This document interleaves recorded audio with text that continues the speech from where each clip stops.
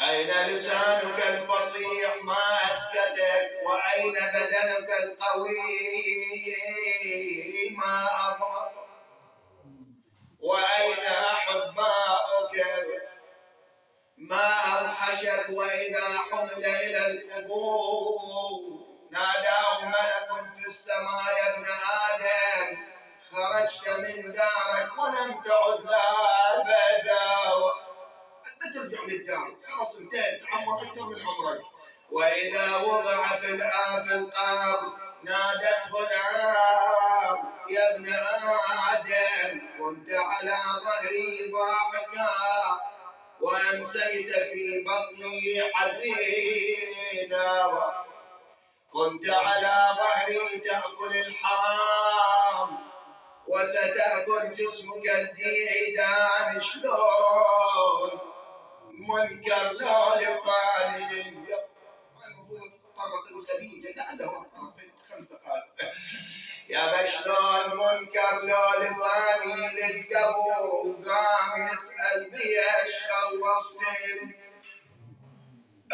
العمر ما ينفع ولا تنفع بني أصل للمحشر وعاين شاوبني أيها الموالي للحسين موج بينادي شفيع المذنبين انشيح تغفر يا إله العالمين. لذلك إذا تزور الحسين عندي وصية أوصيك يا زاير وصي من تصل الأرض الغاضرية دمعك تصب على الوطية واندب غريب الغاضري. شو تريد من الحسين هذا؟ وقل له يا ابن حامي الحمية لو دنت من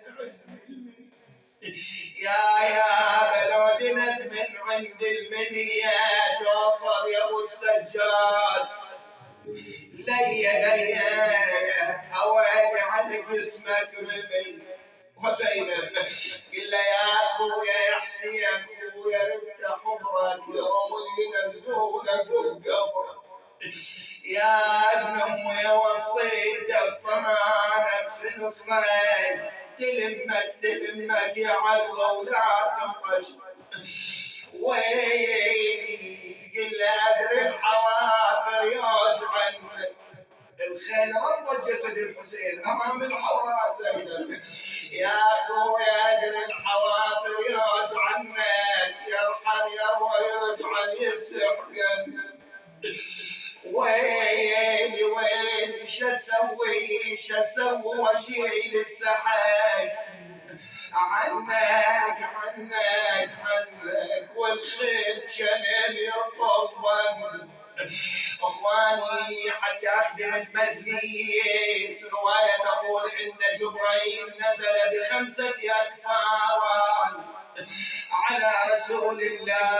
قال اخي جبرائيل لمن؟ قال هذا الكفن لخديجه من الجنه وهذا الكفن لك يا رسول الله وهذا الكفن لامير المؤمنين وهذا لفاطمه وهذا للحسن. التفت المصطفى وهو عالم بذلك قال اين كفن ولدي الحسين؟ رحم الله من نادى وحسين ويلي. قال يبقى على رمضة كربلاء بلا غسل ولا كفن. ويا عقاب